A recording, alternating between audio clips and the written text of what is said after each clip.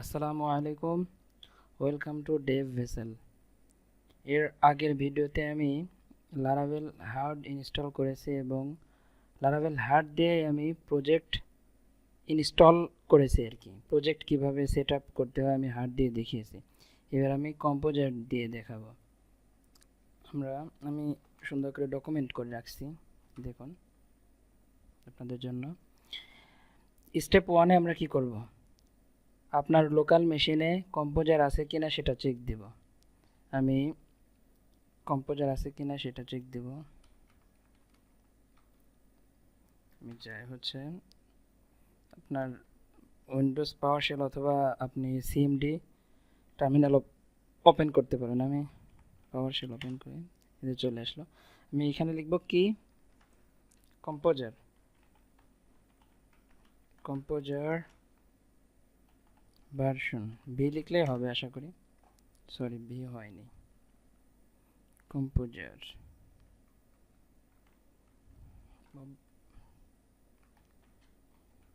Initial লিখলাম, হইল না। এই যে দেখেন, এখানে হচ্ছে আমার কম্পোজার ইনস্টল আছে, তারপর আবার পিএইচপি 8.4.8 ইনস্টল আছে, এই ভার্সনটা ইনস্টল আছে, এখান থেকে আমরা দেখতে পাচ্ছি। আর যদি আপনার এই কম্পোজারটা ইনস্টল না থাকে তাহলে আপনি কম্পোজার ইনস্টল করে নেবেন। এটা কিন্তু লারাভেল হার্ডের জন্য প্রয়োজনীয়, কারণ হার্ডে ডিফল্টভাবে কম্পোজার ইনস্টলই থাকে, দরকার হয় না। এই যে এখানে দেখতেছেন কম্পোজার সেটআপ, এখানে ক্লিক করে ডাউনলোড করে নেবেন, ডাউনলোড করে ইনস্টল করে নেবেন। তারপরে আসি আমরা ডকুমেন্টেশনে যাই। এই দেখুন, যদি কম্পোজার ইনস্টল না থাকে তাহলে কম্পোজার ডাউনলোড করে ইনস্টল করুন, যেটা আমি বললাম। আর স্টেপ 2তে আমরা করব লারাভেল। এই দেখেন, একটা বিষয় খেয়াল রাখবেন, লারাভেল দুইভাবে আর কি ইনস্টল দিতে পারবেন আপনারা কম্পোজারের মাধ্যমে। একটা হচ্ছে গ্লোবাল ইনস্টল করতে হবে, অর্থাৎ ইনস্টলারের মাধ্যমে। এই দেখুন, গ্লোবাল ইনস্টল করুন একবারের জন্য আর কি। এটা হচ্ছে এটাতে একটু ঝামেলা আছে বলি আপনাদের। Composer global required Laravel installer, এটা আপনি আপনার টার্মিনালে দিবেন আর কি। এই কমান্ড লাইনটা আপনি আপনার ওই যে কোনো টার্মিনালে দিবেন, অর্থাৎ ওই যে আমি পাওয়ার শেল ওপেন করলাম না, ওইখানে আমি দিব। এখানে আমি ক্লিয়ার করেছি, ক্লিয়ার করে নিই আগে। এখানে আমি কপি করে রাখছি, পেস্ট করে রাখলাম। এই দেখেন, এইটা যদি আমি ইনস্টল করি, যদি গ্লোবাল রিকোয়ার যদি ইনস্টলারটা ইনস্টল করি, তাহলে আমার পিসি এই মুহূর্তে আর কি গিটহাবের কোডগুলো সে ক্যাচ করে নেবে আর কি। যদি এটা দিয়ে আমি ইনস্টল করি তাহলে আর কি আমার কম্পিউটার গ্লোবালি আর কি ইনস্টল হয়ে যাবে। এটা জাস্ট আমি প্রতিবার আর কি, এটা ধরুন আমার ইনস্টল হয়ে গেছে, আমি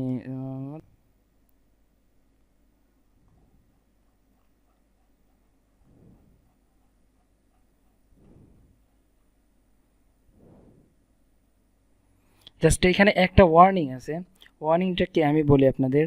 যখন আপনি একবার গ্লোবালি ইনস্টল করেন, তখন লারাভেলের যেই ভার্সনটা থাকবে চলমান থাকবে, এরপরে আপনি প্রজেক্টটা বারবার লারাভেল নিউ প্রজেক্টের নেম দিয়ে ইনস্টল করবেন, সেইটাই আর কি আপনার ইনস্টল হবে। অর্থাৎ এখন যদি আপনার এইখানে হচ্ছে লারাভেল 12.0.11, এটা হচ্ছে বারবার কিন্তু এইটা ইনস্টল হবে, কারণ আমরা গ্লোবালি লারাভেলটা ইনস্টল করে নিছি, ওইখান থেকে আমরা জাস্ট ক্লোন করি আর কি। এই দেখেন এখানে এটা লারাভেল গিটহাব টেমপ্লেট থেকে সব ফাইল ক্লোন করে নিয়ে আসবে এবং ডিপেন্ডেন্সিগুলো ইনস্টল করবে আর কি। ক্লোন করে নিয়ে আসবে, জাস্ট ডিপেন্ডেন্সিগুলো ইনস্টল করবে। সেহেতু এইটা যদি আপনি লেটেস্ট ভার্সন ইউজ করতে চান তাহলে আর কি এটা এড়িয়ে চলাই ভালো, কম্পোজারের মাধ্যমে ডিরেক্ট আপনি ইনস্টল করবেন আর কি, কোনো ইনস্টলার ইউজ না করে গ্লোবালি। সেটাও আমরা আপনাদেরকে দেখিয়ে দেবো। এটা হয়ে গেল কিন্তু ইনস্টল হচ্ছে আর কি, হোক, তারপরে অন্য প্রসেসটা দেখাই আমি। এই দেখুন আমার লারাভেল প্রজেক্ট ইনস্টল হয়ে গেছে আর কি। এখন আমরা দেখলাম ইনস্টলারের মাধ্যমে, এখন দেখব হচ্ছে আমরা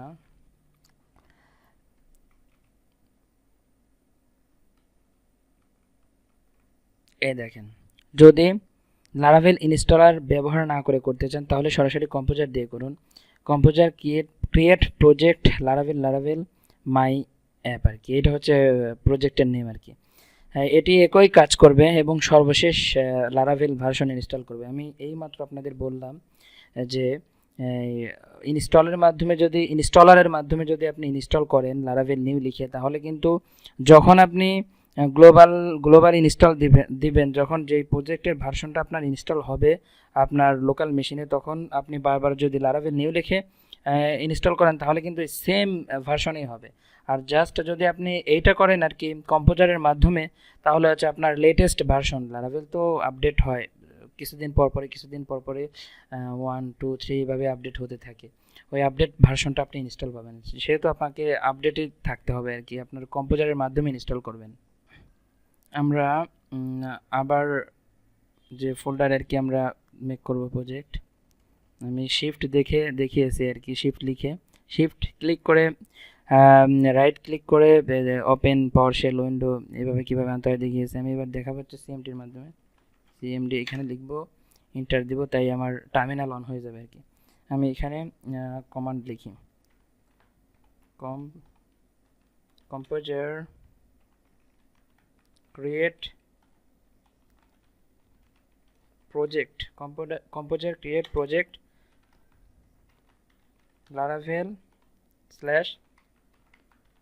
লারাভেল আপনার প্রজেক্টের নেম ধরি F2 ধরি। এই যে এইভাবে ইনস্টল দিলে আপনার লেটেস্ট ভার্সনটা সবসময় ইনস্টল হবে। এদিকে খেয়াল রাখবেন, সবসময় এভাবেই প্র্যাকটিস করবেন। আর যদি আপনি হার্ড দিয়ে ইনস্টল দেন এইভাবেই ইনস্টল হবে আর কি। হার্ড দিয়ে ইনস্টল দেওয়ার প্রসেসটা আমি দেখিয়েছি এর আগের ভিডিওতে।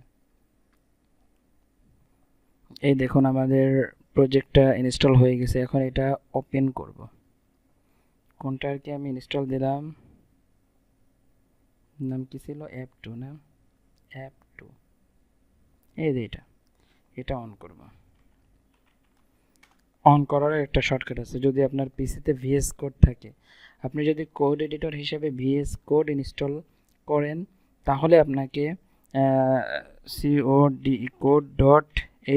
কোড ডট লিখলেই ইন্টার ক্লিক করলে ওপেন হয়ে যাবে। আর ভিএস কোড কীভাবে ইনস্টল করতে হবে আমি একবার দেখিয়ে দিই। প্রথমে আপনি ভিএস কোডের ডকুমেন্টেশনে যাবেন, দেন আপনারা ডাউনলোডে যাবেন।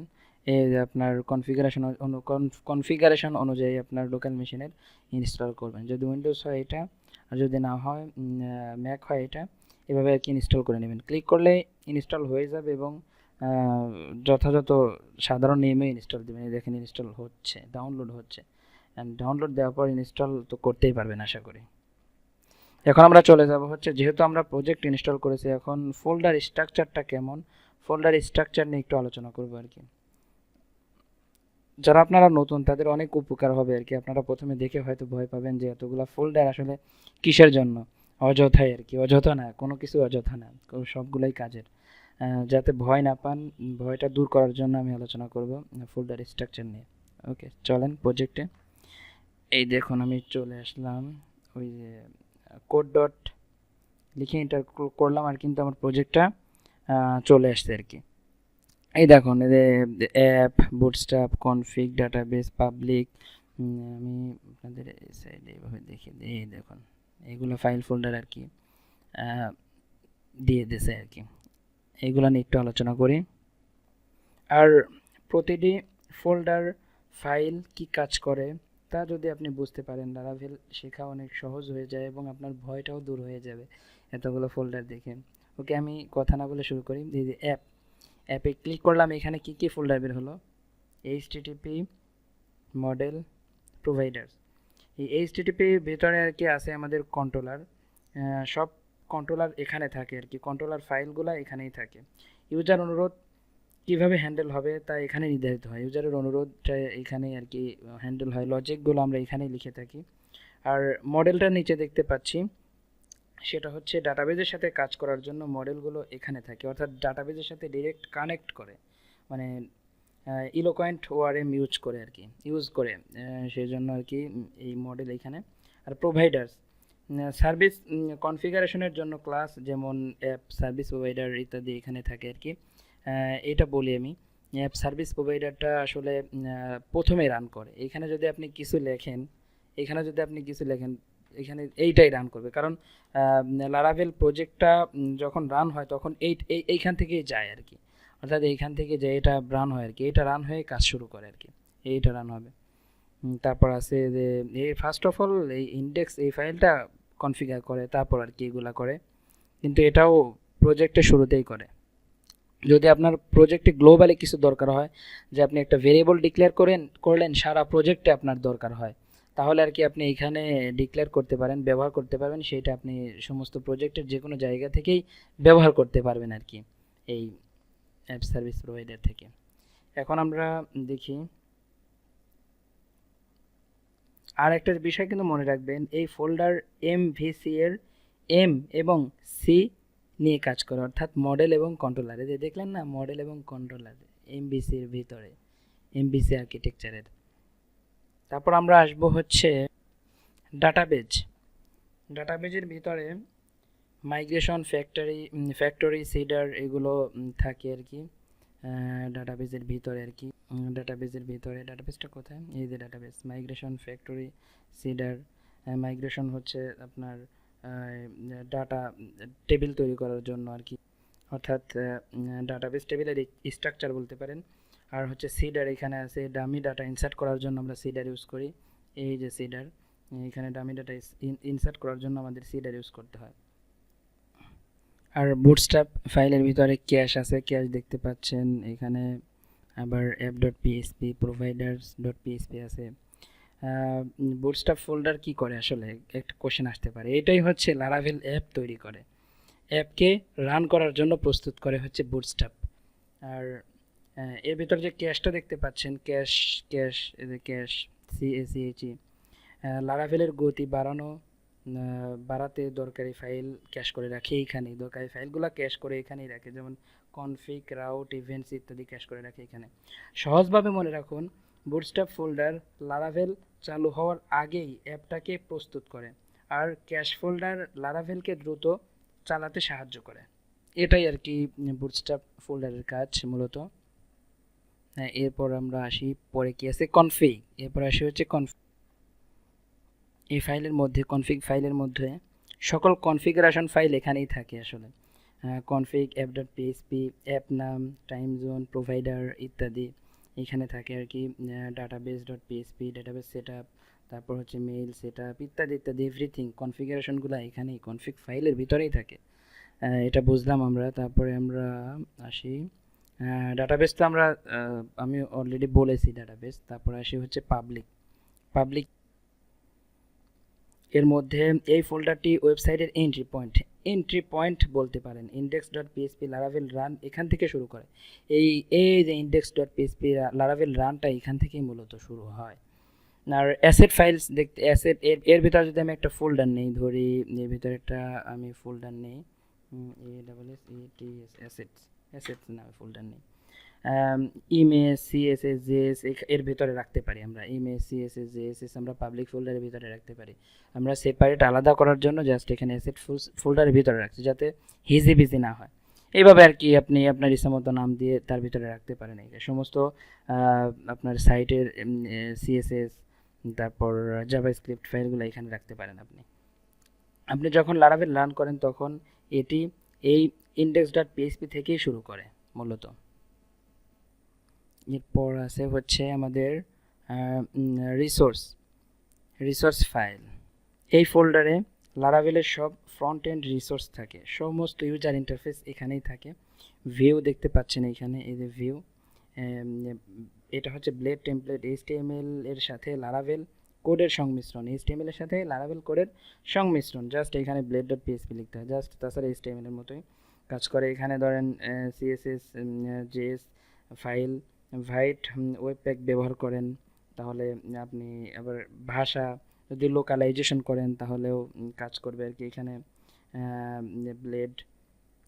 তারপরে আসে হচ্ছে মূলত এখানে ধরে রাখেন যে আপনার এইখানকার কাজ হচ্ছে ইউজার ইন্টারফেস, ফ্রন্ট এন্ড এখানে রাখতে হয় আর কি কোডের। তারপরে আসি আমরা রাউটে, সকল রাউট আর কি এর ভিতরে থাকে। web.php দেখতে পাচ্ছেন এখানে, ওয়েব ব্রাউজার ভিত্তিক রাউটিং। সকল রাউট ডেফিনেশন এখানেই থাকে। এখানে হচ্ছে আপনি যদি একটা কমান্ড রান করেন তাহলে এপিআই ডট পিএইচপি রাউটটাও এখানেই সেট আপ হয়ে যাবে আর কি। আমি নেক্সট দেখাবো আর কি। তারপর আসি, রাউটটা শেষ হলো। এখানে হচ্ছে স্টোরেজ, এখানে হচ্ছে আপলোড ফাইলস, ক্যাশ, লগস, তারপর হচ্ছে ফ্রেমওয়ার্ক, ডাটা, লারাভেল রান টাইমের সব কাজ এখানেই হয় আর কি। ইমেজগুলো এখানেই সেভ করতে পারেন আপনি চাইলে, না চাইলে আপনি পাবলিকের ভিতরেও রাখতে পারেন আর কি, কিন্তু এইটার ভিতরে রাখাই হচ্ছে সেভ, সিকিউর আর কি।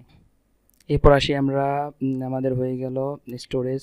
এই যে টেস্ট আছে, টেস্ট নামে এখানে হচ্ছে ফিচার এবং ইউনিট টেস্টিংয়ের ফাইল থাকে আর কি। এখানে আপনার গিট ব্যবস্থাপনার ফাইল থাকে, এগুলো আমাদের জানার দরকার নেই আর কি, অত মাথা ব্যথা নেই, আমরা যেগুলো না জানলেই নয় সেগুলোই জানি আর কি। আর এখানে দেখতে পাচ্ছেন আপনারা ভেন্ডর দেখতে পাচ্ছেন। ভেন্ডরটা কখন ক্রিয়েট হয়? ভেন্ডরটা হয় কম্পোজারের মাধ্যমে ইনস্টল হওয়া সব লারাভেলের প্যাকেজ এখানে থাকে, অর্থাৎ কম্পোজারের মাধ্যমে যতগুলো জিনিস ইনস্টল হয় সবগুলো ভেন্ডর ফাইলে এসে জমা হয় আর কি, ভেন্ডর ফাইলে এসে জমা হয়। এটাও মাথা ব্যথা নেই, এটা দেখলে মাথা খারাপ হয়ে যাবে, দরকার নেই, কারণ লারাভেল আমাদের এই সুবিধাগুলো দিয়ে থাকে আর কি। তারপর আসি আমরা, মনে রাখুন লারাভেল একটি এমভিসি ফ্রেমওয়ার্ক, মডেল ডাটাবেজের সাথে কাজ করে, ভিউ ইউজার ডেটা দেখে, কন্ট্রোলার ইউজারের অনুরোধ হ্যান্ডেল করে এবং মডেল ও ভিউকে কানেক্ট করে, এটা মনে রাখবেন। তারপর সব মোস্ট ইম্পর্টেন্ট একটা জিনিস এখানে যে ইএনভিটা কি? এনভায়রনমেন্ট অনুযায়ী সেন্সিটিভ কনফিগারেশন আর কি, মানে আপনার ডাটাবেজের সাথে মানে কানেক্ট করার জন্য আর কি এই ফাইল।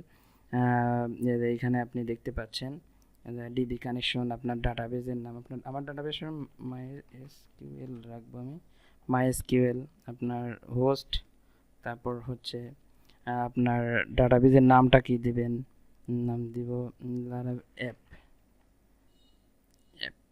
টেস্ট অ্যাপ দিয়ে দিলাম, টেস্ট অ্যাপ। তারপর হচ্ছে আপনি রুট নামটা, আরও যে পাসওয়ার্ডটা সেট করে দিয়েছিলাম মাইএসকিউএল ইনস্টল করার সময়, AWSWORD পাসওয়ার্ড।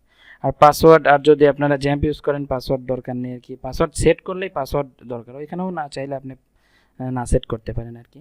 এই হচ্ছে আর কি বেসিক। আর এখানে আছে কম্পোজার জেসনে, কম্পোজার ডট জেসনে কী থাকে, আপনার প্রজেক্টটা আপনার প্রজেক্টের ভিতর কী কী প্যাকেজ ইনস্টল আছে সেটা আর কি দেখে, এবং তার ভার্সনও লেখা থাকে। যেমন এখানে লারাভেল 12 ভার্সন ইনস্টল করছি আমি, তারপর পিএইচপি 8.2, আর লারাভেল 12 ভার্সন ইনস্টলের জন্য পিএইচপি কিন্তু 8.2 এর উপরে লাগবে। তারপর হচ্ছে টিঙ্কার আছে, তারপর এই সমস্ত কনফিগারেশন আর কি থাকে এইখানে জমা হয়ে থাকে, এগুলো জানার দরকার নেই আর কি। আপাতত আজকে এইখানেই শেষ করি। এটাই হচ্ছে আমাদের ফোল্ডার স্ট্রাকচার। আশা করি আপনারা এটা একটু দেখলে পরেই আইডিয়া হয়ে যাবে, ভয়ভীতি দূর হবে। দেখা হবে নেক্সট ভিডিওতে, ততক্ষণ আপনারা আপনাদের নিজেদের খেয়াল রাখবেন। আসসালামু আলাইকুম ওয়া রাহমাতুল্লাহ।